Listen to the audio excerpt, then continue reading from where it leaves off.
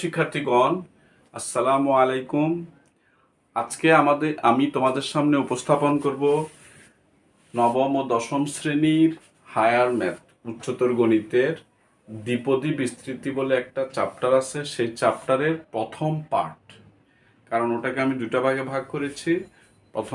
প্রথম পার্টে আজকে আমি বুঝাবো দ্বিপদী বিস্তৃতির যে সূত্রগুলি আছে বা থিওরিগুলি আছে সেগুলি বুঝাবো, আর দ্বিতীয় পার্টে আমি কিছু অঙ্ক উপস্থাপন করব না।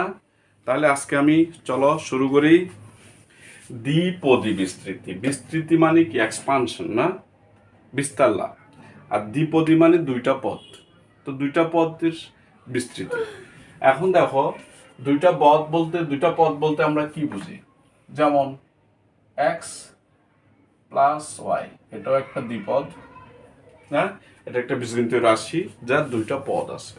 আমি দুইটা পদ এক্স প্লাস ওয়াই দিলাম। এখন তোমরা বলতে পারো যে স্যার এক্স মাইনাস ওয়াই কি হবে না? হ্যাঁ, এক্স মাইনাস ওয়াই হতে পারে, এটাও দ্বিপদ।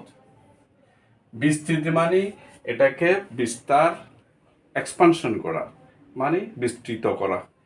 এখন এক্স প্লাস ওয়াই এটার বিস্তৃত করা যাচ্ছে না, না, এটা অলরেডি বিস্তৃত অবস্থায় আছে। কিন্তু আমি যদি এক্স প্লাস ওয়াই না লিখে এখানে হোল স্কোয়ার করি, ব্যাপারটা খেয়াল করো, তাহলে এটা এ প্লাস বি হোল স্কোয়ারের সূত্র চলে আসছে। তাহলে এ প্লাস বি হোল স্কোয়ার সূত্র তোমরা ভালোভাবেই জানো না, সেটা কি হবে খেয়াল করো। এটা যদি x plus y whole square হয়, তাহলে আমি কি লিখবো?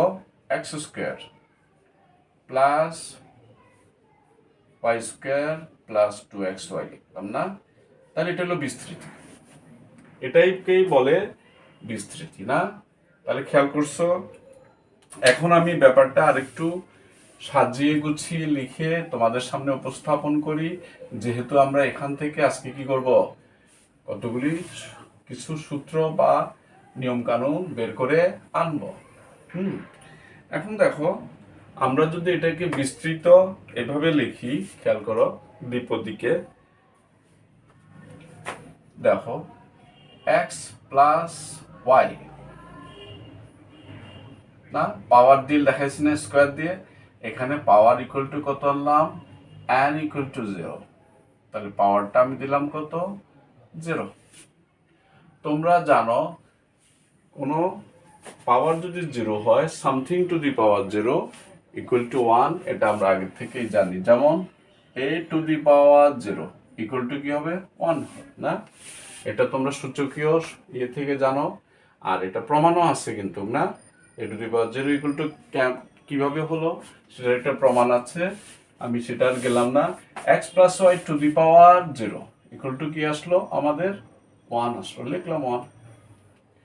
এখন যদি n ইকুয়াল টু কি হয়? 1 হয়, তাহলে এখানে কি আসবে খেয়াল করো। হ্যাঁ, এক্স প্লাস ওয়াই পাওয়ারটা বসে যাবে তখন n 1 না, 1 বসলো। তাহলে তখন আমার এক্সপানশন কি হবে? এক্স প্লাস ওয়াই থেকে যাবে না? খেয়াল করো। এখন যদি n ইকুয়াল টু 2 হয়, তাহলে কি হবে? এক্স প্লাস ওয়াই না, n ইকুয়াল টু যদি 2 হয়, তাহলে x plus y whole square equal to, একটু আগে আমি লিখেছি, কি লিখবো সাজিয়ে? X square plus 2xy plus y square হবে না? এবার যদি পাওয়ার n ইকুয়াল টু 3 হয়, তাহলে আমি কি লিখবো? X plus y to the power 3। তাহলে এটাও জানো তোমরা সবাই এটা মুখস্থ করেছো, x cube plus 3 x square y plus 3x y square plus আসলো কি ওয়াই কিউব।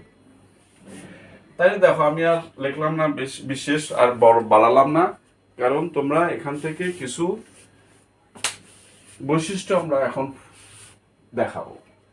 কিভাবে দেখাবো?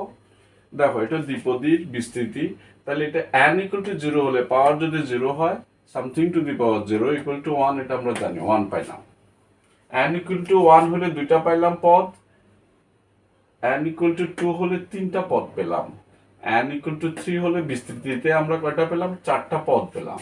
তাহলে আমরা একটা জিনিস দেখতেছি কি, যে পাওয়ার সূচক যা পদ সংখ্যা তার থেকে এক বেশি, না? তাহলে আমরা দ্বিপদীর বিস্তৃতির একটা বৈশিষ্ট্য পেয়ে গেলাম, না?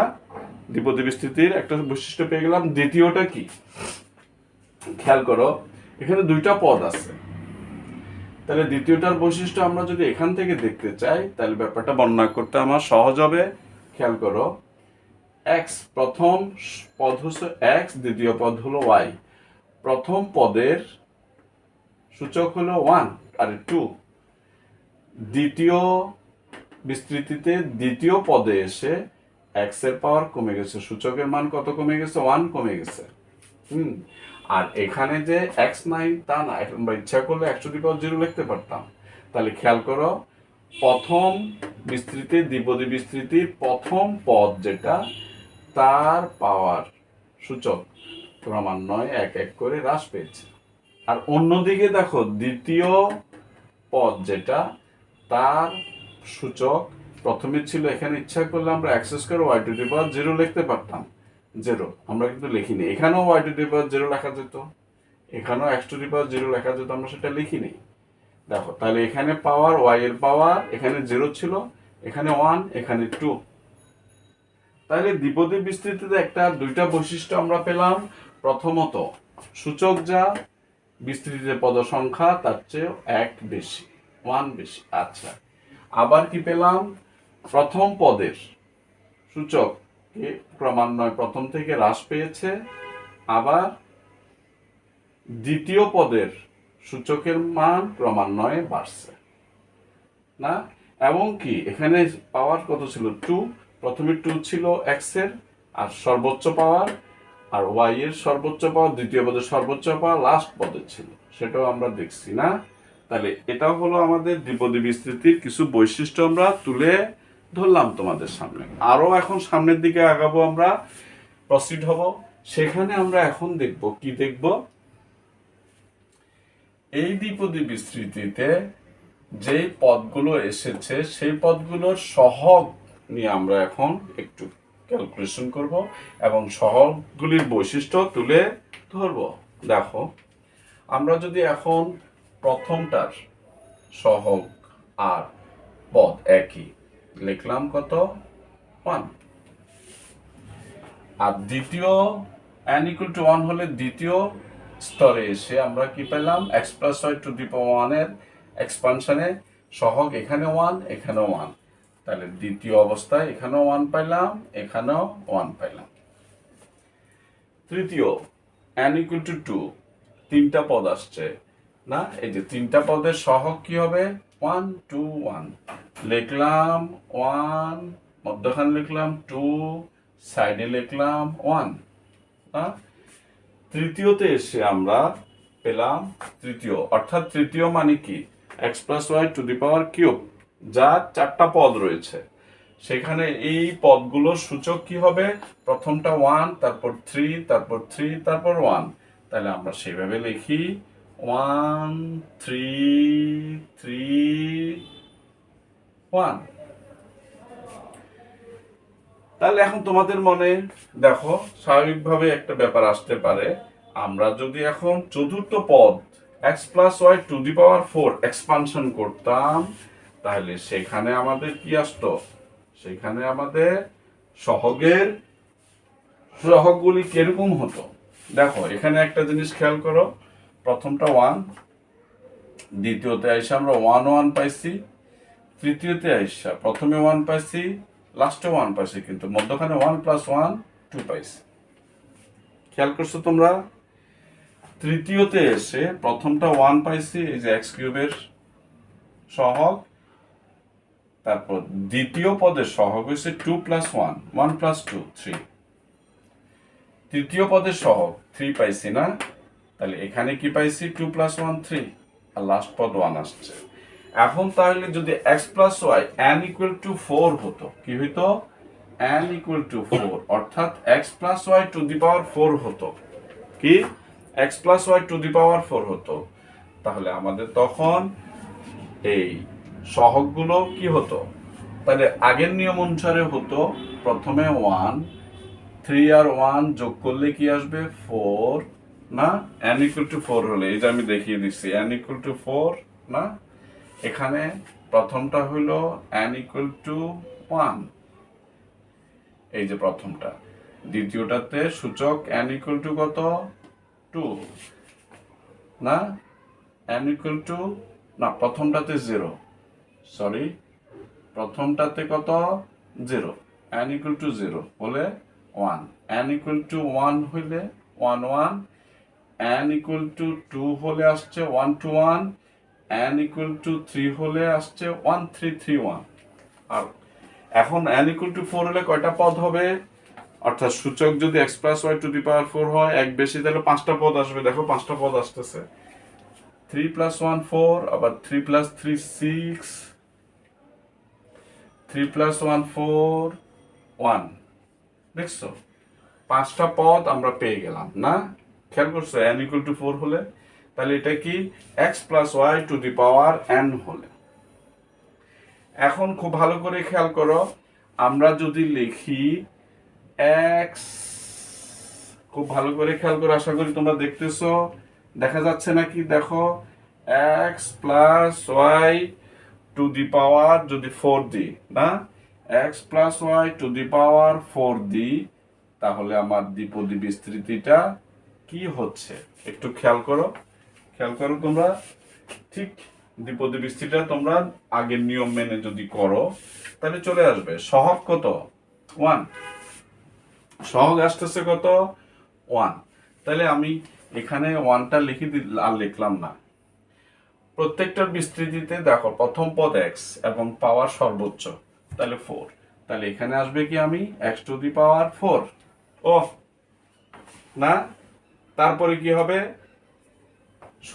সহগ প্লাস সহগ দিলাম 4, 4 দিলাম, 4 দেওয়ার পর কি লিখবো আমি, x এর পাওয়ার 1 কমে যাবে, এই যে এখানে যেমন কমেছে, উপরে দেখো x কিউব x স্কয়ার, তাহলে x এর পাওয়ার 1 কমে গেল, তাহলে হয়ে গেল 3x কিউব, এবং y শুরু, y এর যাত্রা শুরু, এখানে y টু দি পাওয়ার 0 ছিল, এখানে y টু দি পাওয়ার 1, খেয়াল করছো তোমরা।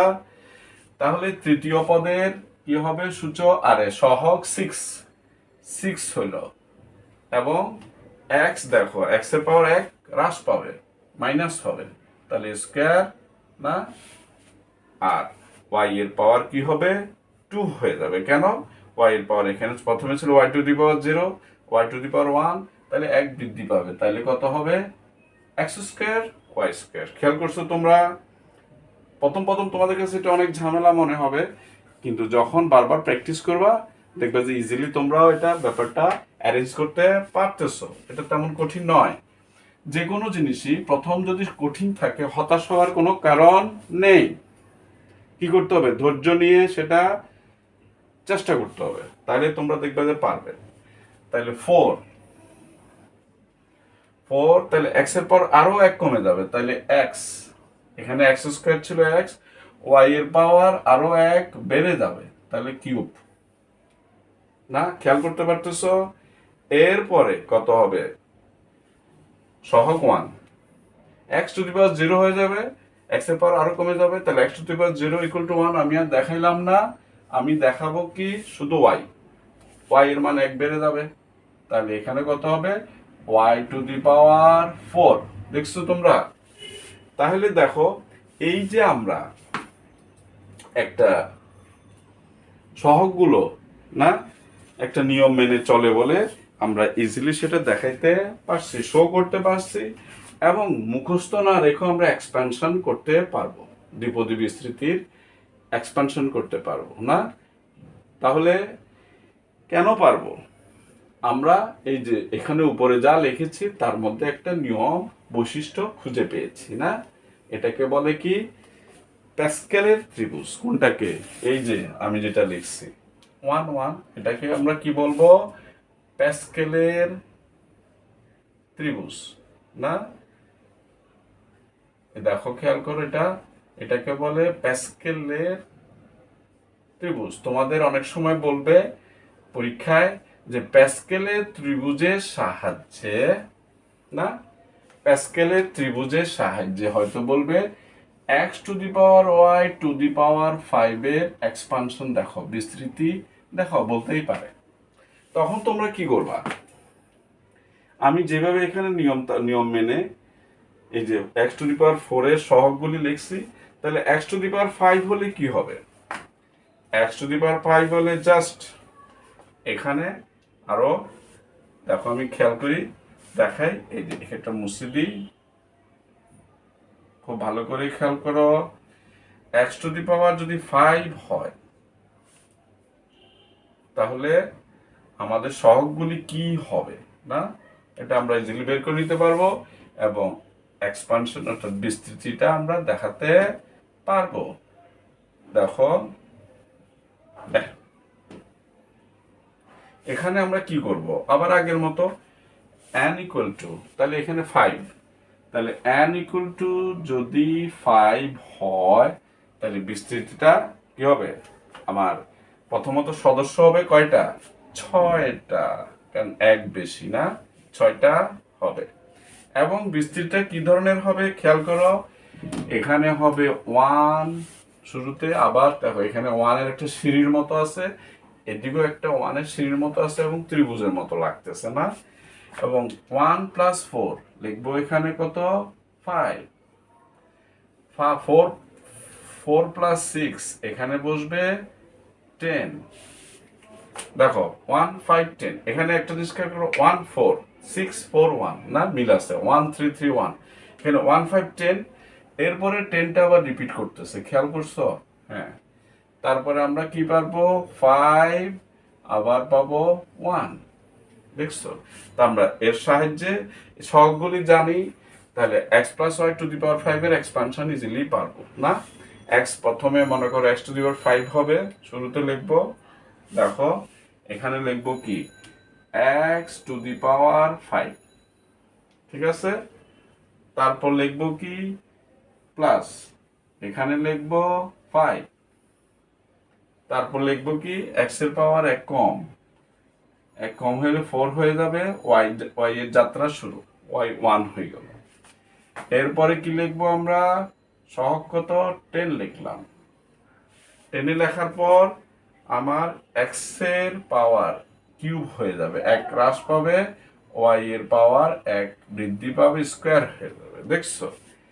আবার এখানে রিপিট করবে, জায়গা কম, আমি লিখতেছি, তোমরা বুঝতেছো?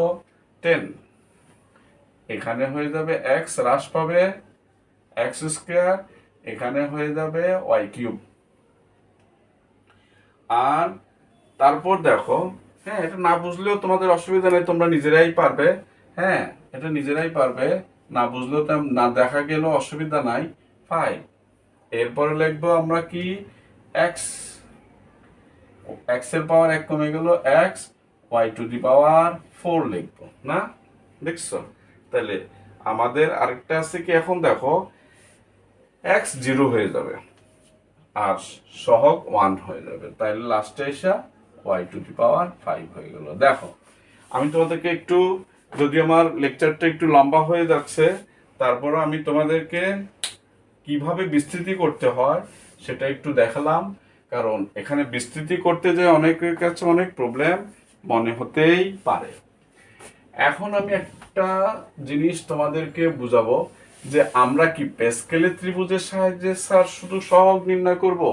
এখন যদি প্যাসকেলের ত্রিভুজের সাহায্যে আমরা সহগ নির্ণয় করতে যাই, তাহলে আমার যদি x plus y to the power 10 দেয় বা x plus y to the power 15 দেয়, তাহলে এটা আমার অনেক সময় সাপেক্ষ, আমার অনেক সময় লাগবে, না? প্যাসকেলের ত্রিভুজটাকে লিখে সেটাকে ফিনিশিং দিয়ে, না, আমাদের অনেক সময় ব্যয় হবে, তাহলে এটা সেইভাবে রাখিনি, ওরা জাস্ট বুঝাবার জন্য একটা যে এখানে বৈশিষ্ট্য আছে কার? সহগগুলোর, সেটা ওরা প্যাসকেলের ত্রিভুজের সাহায্যে দেখানোর চেষ্টা করেছে। বাস্তবে কিন্তু আমরা যখন কোনো বিস্তৃতি করি, না, হ্যাঁ, যদি বলে দেয় প্যাসকেলের ত্রিভুজের সাহায্য করো, তখন করতে হবে, তখন টিচাররা অবশ্যই n এর মান এত বড় দিবে না। আর বাস্তব জীবনে হয়তো কোনো এক্সপেনশন করতেই পারে, হইতে পারে যেটার মান কি বড় হবে না, তখন আমরা কি করব, তখন আমরা অন্য একটা নিয়ম মেনে চলার চেষ্টা করব। সেটা আমি এখন দেখাচ্ছি। সেটা হলে আমরা ইজিলি এক্সপানশন করতে পারবো। নিয়ম আছে আরো নিশ্চয়ই, এখান থেকে বের হয়ে আসছে, খেয়াল করো, দেখো এখন আমরা যেটা পেয়েছি না, কিসের, আমাদের এক্সপানশনের মনে করো চতুর্থ পর্যায়ে আমরা যেটা পেয়েছি n ইকুয়াল টু 4 হলে, অর্থাৎ x plus y to the power 4 হলে না, আমরা যে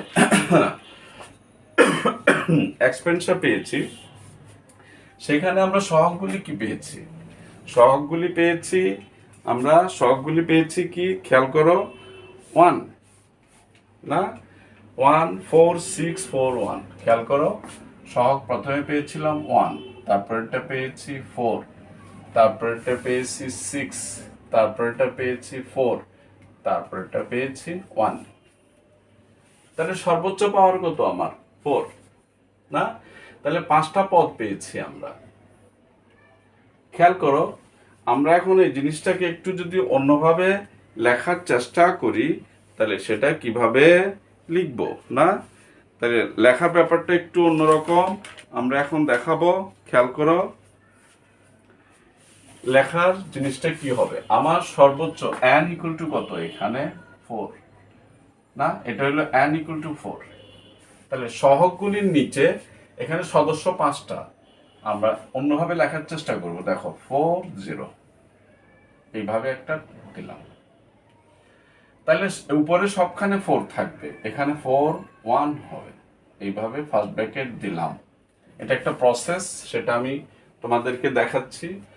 এটা হলো আমরা কি লিখব 4 2 না, এই হলো প্রসেস। আবার এটা লিখব 4 3 এই, এখানে লিখব কি টার্ম, এটা কি পদকে এখানে সাধারণত টার্ম বলে না, টার্ম 5 এসে আমরা কি লিখব, উপরেও 4 নিচেও 4।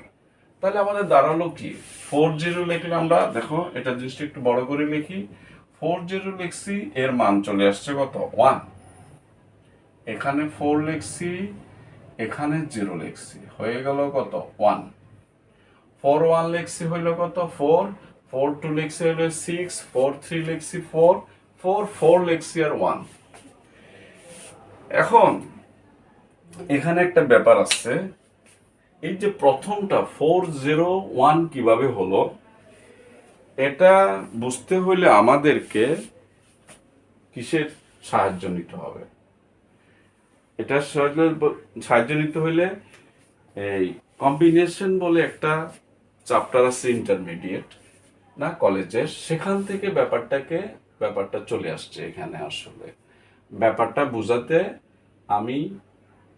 বোঝানোর জন্য আমি এখন থিওরিটিক্যালি বলতেছি একটা কথা, যে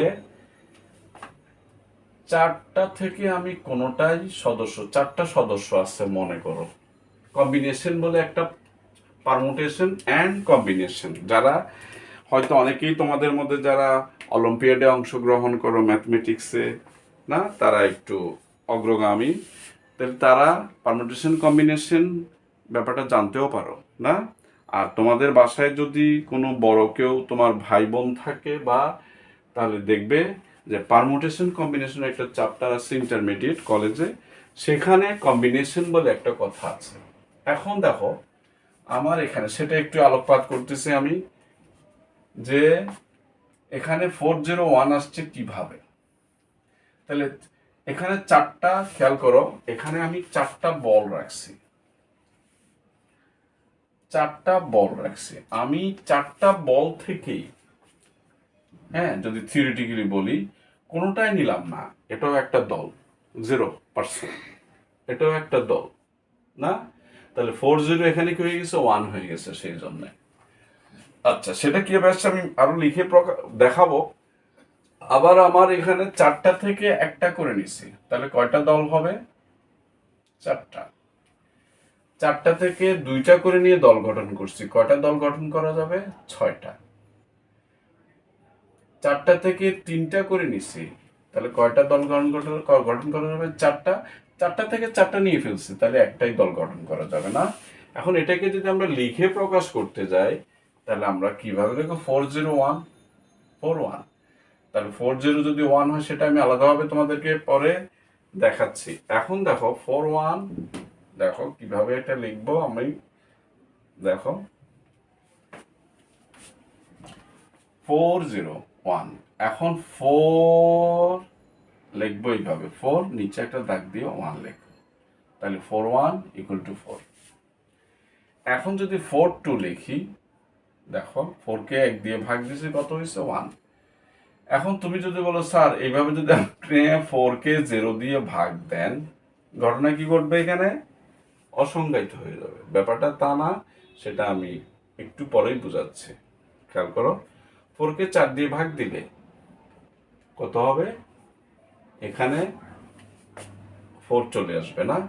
এখন 4 কে 2 দিয়ে ভাগ দিতেছি না, এরকম ব্যাপার এখানে না, 4 কে 2 দিয়ে ভাগ দিতেছি, ঠিক আছে? তাহলে ভাগ ওরকম ভাগ না, আসলে এখানে এখানে আমার কি আছে? 4 কে আমি কি করব? দুইটা পদ, এই 4 এর পরে 3 দিয়ে গুণ দিব, যেহেতু 2 আছে, তাহলে 4 এর পর 3 পর্যন্ত গেলাম।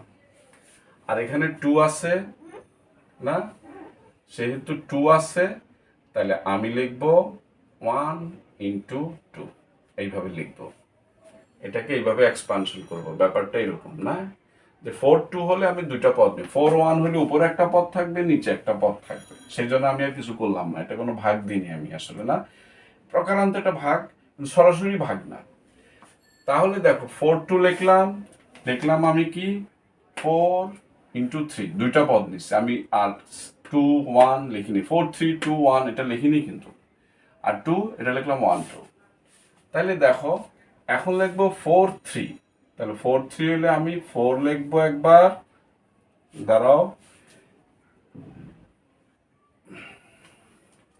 তাহলে এখানে আমি কটা নিব? 3 আছে বলে 3টা পদ পর্যন্ত যাব। 4 লিখবো, তারপর 3 লিখবো, তারপর 2 লিখবো, আর নিচে লিখবো কি 1 ইন্টু 2 ইন্টু 3। আর এখানে এসে কি লিখবো? লাস্টে লিখবো, যেহেতু 4টা, তাহলে আমি 4 ইন্টু 3 ইন্টু 2 ইন্টু 1 পর্যন্ত গেলাম, আর নিচে গেলাম 1 ইন্টু 2 ইন্টু 3, তাও 4টা, চতুর্থ। এখন দেখো 40 ইকুয়াল টু 1 কেমনে হয়েছে? আমি আবার বলছি কিভাবে হয়েছে, এটা একটু পর বোঝাচ্ছি। 4/1, এটা এক্সপানশন আর করা গেল না কেন? এটা 1 আছে বলে একটাই পদ থাকবে উপরে নিচে।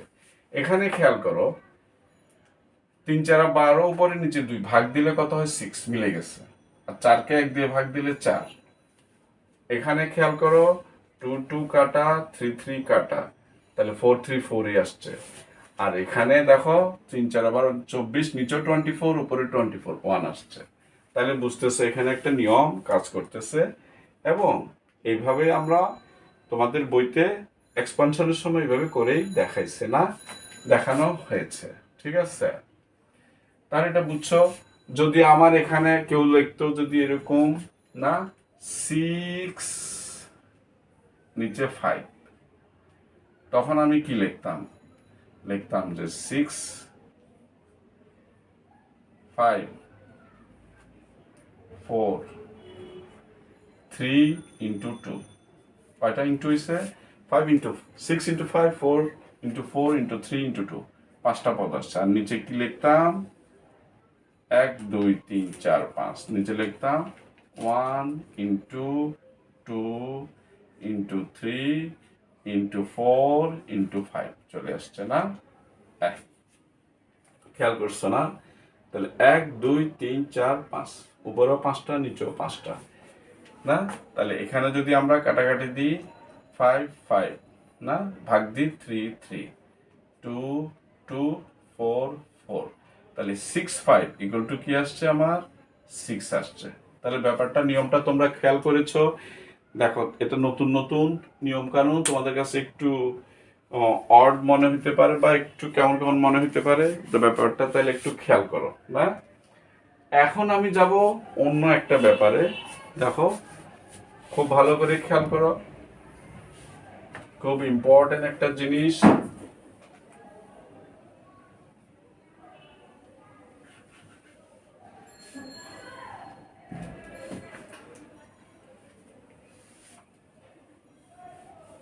এখন আমরা যাব নতুন একটা ব্যাপার, যেটা খেয়াল করো, আমি এখন দেখাচ্ছি। এখানে খেয়াল করো, 4 2 লিখছি না, 4 2 লিখছি। এই জিনিসটাকে আমরা একটু অন্যভাবে লিখতে পারি। 4 2, এটাকে আমরা কিভাবে লিখছি?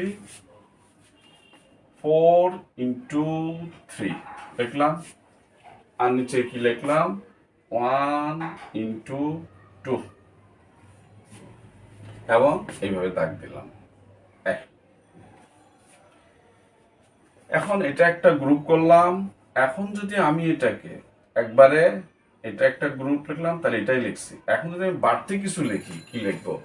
মনে করো এখানে আমি লিখলাম না, এটা কি 4 2 ব্যাপারটা লিখতেছি আমরা না, এই যে 4 2 এখানে 3 পর আমরা 2 লিখতে পারি, আরো 1 লিখতে পারি। এটা বাড়তি আনছি, এবং সেই বাড়তিটা দিয়ে এটাকে কি করে গেছি? গুণ দিয়ে দিছি। 2 × 1 না, তাহলে এখানে একটা গ্রুপ আসছে, এখানে একটা গ্রুপ আসছে। আচ্ছা, গেল। এখন তোমাদের ক্যালকুলেটারে একটা ব্যাপার আছে, বা ক্যালকুলেটারও এটা আছে। এখন তোমাদের আমার এখানে একটা কথা হইলো, আমি যদি ফ্যাক্টরিয়াল 4 বলে একটা কথা আছে, ফ্যাক্টরিয়াল 4 বা 3 বলার সময় অনেকে 4 ফ্যাক্টরিয়াল 3 ফ্যাক্টরিয়াল বলে, কিন্তু এটা একটু ভুল। ফ্যাক্টরিয়াল 4 এই কথার অর্থটা কি? 4 × 3 × 2 × 1, এটা যাইতে হইতে হবে, 1 পর্যন্ত যেতে হবে। এখন যদি 3 বলি, তাহলে কি হবে? 3 × 2 × 1, তার মানে কত হইল এখানে? 6। আর এখানে হলো কত? 24। 4 ফ্যাক্টরিয়াল 4 মানে হলো 24 না, এরকম ব্যাপার স্যাপার একটা আছে। এখন দেখো, এখানে 4 2 ব্যাপারটা আমরা যদি দেখি 4 3 2 1, তাহলে উপরে আমরা লিখতে পারতেছি 4 ফ্যাক্টরিয়াল। ওকে, তাহলে কি বুঝছো তোমরা? আর নিচে কি লিখতে পারি? 1 2, তাহলে 2 ফ্যাক্টরিয়াল ইকুয়াল টু কি? 1 × 2 না, 1 গুণ 2 বা যেটাই বলো। তাহলে এখানে আমরা পাইছি 1 × 2, তাহলে এখানে পাইছি কি? 2 ফ্যাক্টরিয়াল। আবার এখানেও পাইছি কত? 2 ফ্যাক্টরিয়াল না, খেয়াল করছো? তাহলে এখানে যদি এখন আমরা 1 × 2 1 × 2 না, এখানেও 1 × 2, এখানেও 1 × 2, আর এখানে 4 ফ্যাক্টরিয়াল। 4 ফ্যাক্টরিয়াল মানে কত আমার? খেয়াল করো, 3 4 12, 12 2 24, 24। আর এখানে কত? 2 ফ্যাক্টরিয়াল মানে 2 আবার × 2, তাহলে কত আসছে? 24/4 না, খেয়াল করো, তাহলে সেই মানটাই আসছে কোনটা? 6। দেখছো 4 2 6 আসছে না এখানে? খেয়াল করো, ভালো করে খেয়াল করো, 4 2 6। আবার 4 2 আমি অন্যভাবে দেখাইছি 6 কোনটা? এই অংশটা যদি বাদ দিই, কোন অংশটা? এই সাইড থেকে যদি বাদ দিই, খেয়াল করো, আমরা প্রথমে এটা লিখছিলাম না, 4 × 3 1 × 2 ভাগ দিলে 6। আমি এখানে এটাও বাড়াই দিছি, এটাও বাড়াই দিছি, এটা আসছে করে আবার 6 পাইছি। এখন এই 4 2টাকে যদি আমরা একটু অন্যভাবে লিখি, কিভাবে লিখি খেয়াল করো, জিনিসটা একটু ফর্মালাইজ আর একটু সুন্দরভাবে সাজানো যায়। খেয়াল করো, আমি কি বলছিলাম এখানে? আমি বলছিলাম যে কম্বিনেশন বলে একটা কথা আছে। তাহলে 4টা বল থেকে আমি 2টা বল নিয়ে কতভাবে সাজাতে পারি? তাহলে 6 রকমের সাজাতে পারি। এখানে কি আসছে? 6 রকমে সাজাতে পারি। এই জিনিসটাকে এই পুরো জিনিসটাকে এই পাশে আমরা লিখব কিভাবে 4 2 লিখব 4 কম্বিনেশনে সি নিচে লিখব 2 4C2 না কি লিখব 4C2 এই কথার অর্থ হইল আমি 4টা জিনিস থেকে 2টা করে নিয়ে কয়টা দল করতে পারবো।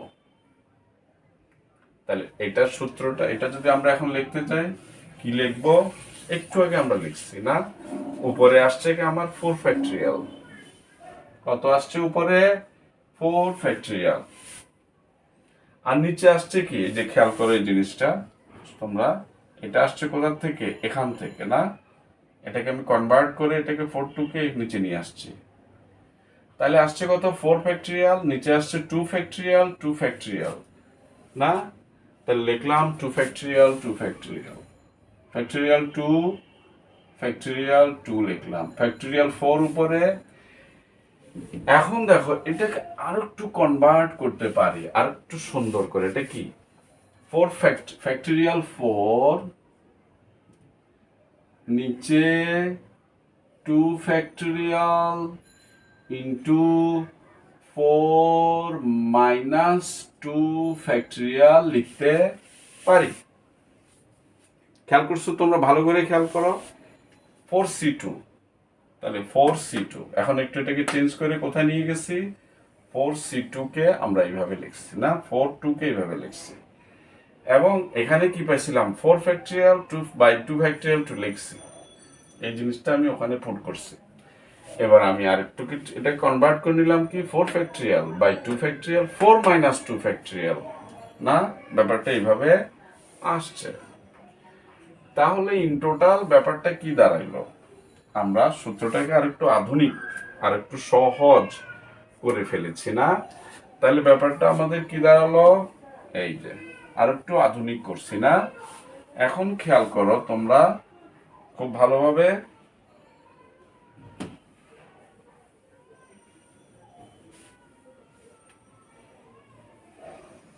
দেখো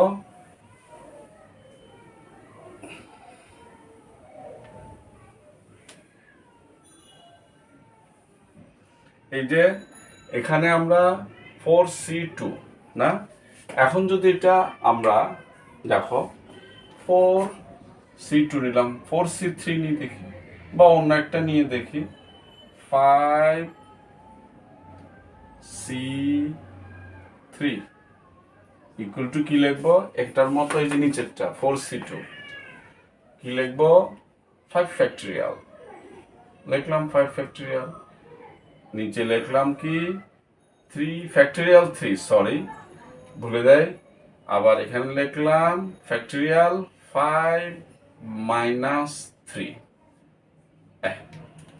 আসছে তাহলে এখানে 5 ফ্যাক্টরিয়াল নিচে আসছে ফ্যাক্টরিয়াল 3 আর এখানে আসছে না ফ্যাক্টরিয়াল 5 মাইনাস 3 ইকুয়াল টু কি হবে খেয়াল করো 5 ফ্যাক্টরিয়াল মানে কি 1 না আচ্ছা বড় থেকে ছোট যায় নিয়ম অনুসারে তাহলে কি আসবে আমাদের 5 ইন্টু 4 ইন্টু 3 ইন্টু 2 ইন্টু 1 না আর নিচে আসবে কি 3 ফ্যাক্টরিয়াল না ফ্যাক্টরিয়াল 3 ইন্টু 2 ইন্টু 1 আর এখানে হবে কি 5 ফ্যাক্টরিয়াল 5 মাইনাস মানে 3 2 ফ্যাক্টরিয়াল 2 ফ্যাক্টরিয়াল ইকুয়াল টু কি হবে 2 ইন্টু 1 তাহলে এখানে 3 কাটা 2 কাটা তাহলে আমার 5C3 হলো কত দেখো 20 4 5 20 2 দিয়ে ভাগ দিলে 10 তার মানে আমি 5টা থেকে 3টা জিনিস নিয়ে যদি লিখি তাহলে দল গঠন করি 5টা জিনিস থেকে 3টা এবং এই ব্যাপারটা কোথায় আছে তোমাদের ক্যালকুলেটরে অপশনে এখানে আছে কিন্তু না যেখানে ভাগ চিহ্নটা আছে দেখো কত fx 100 ms এর ক্যালকুলেটরে ভাগ চিহ্নের উপরে দেখবা এনসিআর একটা না ছোট লেখা আছে তাহলে আমরা কিভাবে ইউজ করব মনে করো 5C2 3 প্রথমে আমি 5টা টিপলাম তারপর শিফটে যাব তারপর আমি টিপে দিব ভাগ, সি আসবে একটা, ভাগটা টিপার সাথে সাথে সি আসলো। এবার আর কি আছে আমার 3, এবার আমি 3-টে টিপ দিলাম, এবার ইকুয়াল টু দেখলাম, দেখো এখানে 10 এসেছে। তার মানে 5টা থেকে 3টা নিয়ে আমি 10টা, 5টা জিনিস থেকে 3টা জিনিসকে নিয়ে আমি 10টা কি করতে পারি, দল করতে পারি। এখন আরেকটু ব্যাপার, এই জিনিসটাকে যদি আমি সুন্দর করে লিখতে যাই, এরকম লিখতে যাই, খেয়াল করো, হ্যাঁ, n সংখ্যক জিনিস থেকে 5কে বানা দিলাম কত, খেয়াল করো, 5কে আমি লিখলাম, দাঁড়াও এখানে এটা মুছে দিতে হবে, এগুলি আর আমার লাগতেছে না, আমাদের আর লাগবে না এগুলি, না। এখন খেয়াল করো, আমরা যদি একটু অন্যভাবে লিখি তাহলে কি আসতেছে,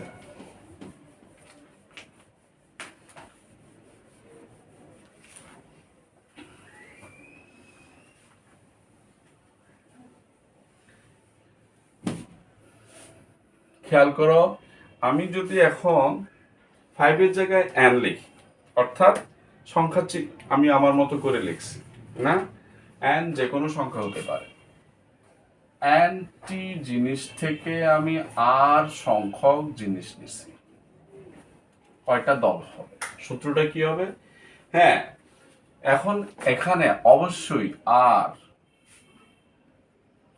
smaller then n or equal two হতে পারবে, কখনোই আর n থেকে বড় হতে পারবে না। কেন পারবে না, আমি 5টা থেকে 3টা নিতে পারি, 5টা থেকে 4টা নিতে পারি, 5টা থেকে 5টা নিতে পারি, কিন্তু 5টা জিনিস থেকে আমি 6টা নিয়ে দল গঠন করতে পারবো না। সেই জন্য n অলওয়েজ, আর always smaller than or equal to n হতে পারে, বড় কিন্তু গ্রেটার দেন হবে না। তাহলে এখন এখানে নিয়ম অনুসারে কি লিখতে পারি, 5-এর জায়গায় আমার কি আছে n, তাহলে আমি লিখবো n ফ্যাক্টরিয়াল, নিচে লিখবো কি আমার 3 ফ্যাক্টরিয়াল আছে, ফ্যাক্টরিয়াল 3 আছে, সরি আমার বারবার আসলে ওইভাবে হয়ে গেছে।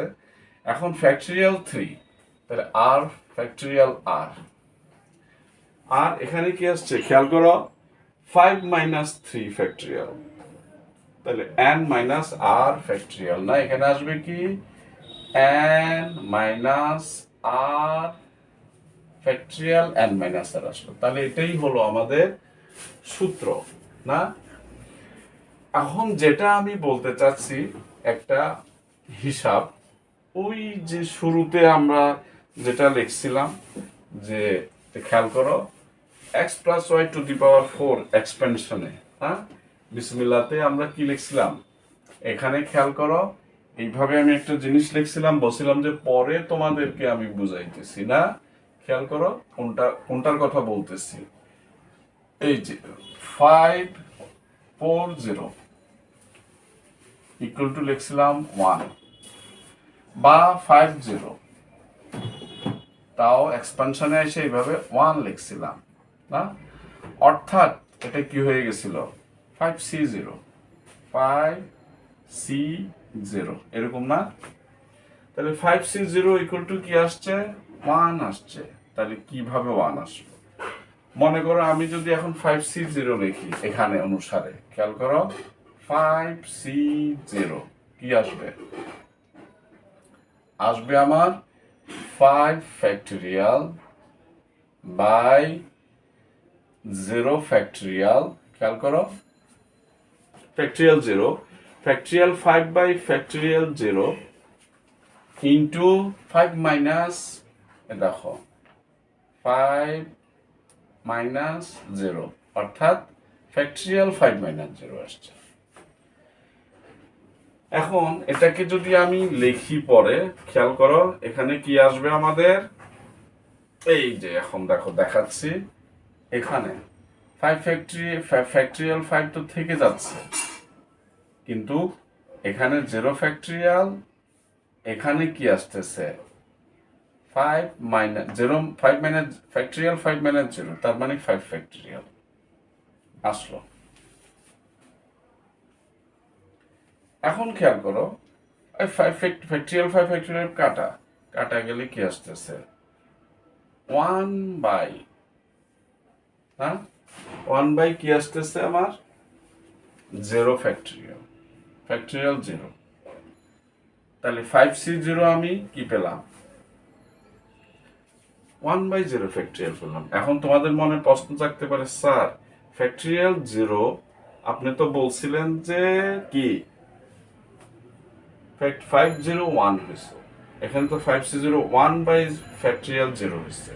তাহলে অবশ্যই আমার 5c0 যদি 1 হইতে হয়, ইকুয়াল টু 1 হইতে হয়, তাহলে 0 ফ্যাক্টরিয়ালকে কি হইতে হবে এখানে 1 অবশ্যই হইতে হবে। এখন 0 ফ্যাক্টরিয়াল যে 1 সেটা আমি দেখানোর চেষ্টা করতেছি। আবার বলতেছি, যারা 9-এ না ক্লাস 10-এ আসো, অর্থাৎ পরীক্ষার্থী বা নতুন নিউ 10-এ আসো, তাদের জন্য ব্যাপারটা সহজ না। তারপরও যারা এখনো ব্যাপারটা আয়ত্ত করতে পারো নাই, তারা আমার লেকচারটা ফলো করবে এবং আশা রাখি তোমরা উপকৃত হবে। এখন খেয়াল করো, NCN যদি লিখি তাহলে একটা দল গঠন করা যাবে না। কয়টা দল? 10 জন আছে, আমি 10 জনে নিয়ে ফেললাম, দল গঠন করলাম, তাহলে একটা দল। এনসিআর এর সূত্র অনুসারে এই যে এখানে একটা আমরা সূত্র পেয়েছিলাম না, এটা অনুসারে আমি কি লিখবো NCN equal to n factorial by আরও এখানে n, তাহলে n ফ্যাক্টরিয়াল হবে, আর এখানে হবে কি n মাইনাস r এর জায়গায় n হবে, তাহলে n ফ্যাক্টরিয়াল হতো না। তাহলে NCN এখানে যদি তোমরা ব্যাপারটা খেয়াল করো, 10 জন থেকে আমি 10 জন নিলে, আবার n জন থেকে n জন নিলে বা nটা বস্তু নিয়ে নিলে কয়টা দল গঠন করা যাবে? একটাই। তাহলে এই পাশে চলে আসছে 1, আর এই পাশে আসছে কি আমার n ফ্যাক্টরিয়াল কাটা যাবে, ফ্যাক্টরিয়াল n, আর এখানে ফ্যাক্টরিয়াল n আসছে, আর এখানে কি ফ্যাক্টরিয়াল 0 আসছে। n ফ্যাক্টরিয়াল 1 হয়ে গেল, তাহলে আমি কি পেলাম 1 ইকুয়াল টু 1/0 ফ্যাক্টরিয়াল। এবার আমি 0 ফ্যাক্টরিয়ালটা কোথায় নিয়ে আসছি? এখানে নিয়ে আসছি, 1 এর জায়গায় 1 কে এদিকে নিয়েছি, একান্তরকরণ বলে। একান্তরকরণ করে আমি কি পেলাম 0 factorial equal to factorial 0 equal two 1/1, that means কত পাইলাম 1 পেলাম না। তাহলে তোমরা বুঝতে পারছো যে 0 ফ্যাক্টরিয়াল 0 ইকুয়াল টু 1 কেন, আর 5c0 এর জায়গায় কি পাইছি আমরা এখানে, এই যে 5c0 লিখে পাইছি ফ্যাক্টরিয়াল 5/NCR আর কি। তাহলে n ফ্যাক্টরিয়াল আর r এর জায়গায় 0 ফ্যাক্টরিয়াল, এখানে 5 minus factorial 5 minus 0, 5 minus 0 5 factorial পাইলাম এখানে না, এটা কাটে 1/0 ফ্যাক্টরিয়াল। 5c0 কত আসছে 1/0 ফ্যাক্টরিয়াল। এখানে 0 ফ্যাক্টরিয়াল যে 1 সেটা আমি দেখাইলাম, তাহলে 1/1 না, তাহলে এটা 1/1 হয়ে গেছে ইকুয়াল টু 1। তাহলে আমরা এখন কি লিখবো এখানে 5c0 ইকুয়াল টু, এখানে আমি কি লিখবো 1/1 না। বুঝছো ব্যাপারটা? তোমরা বুঝতে পারতেছ? তাহলে এখানে আমরা পাইলাম 1/1 ইকুয়াল টু 1 পেয়ে গেলাম। আচ্ছা, আজকে আমরা প্রথম পার্ট স্থানাঙ্ক জ্যামিতির প্রথম পার্ট শেষ করলাম না। আমি আবার বলতেছি, দ্বিপদী বিস্তৃতির আমি পরবর্তী আরেকটা পার্ট করব, সেটাতে আশা রাখি তোমরা উপকৃত হবে। যারা নিউ 10 পরীক্ষার্থী এবং যারা 9-এ নতুন আগত, তাদের জন্য তোমরা উপকৃত হবে। ওকে, আল্লাহ হাফেজ।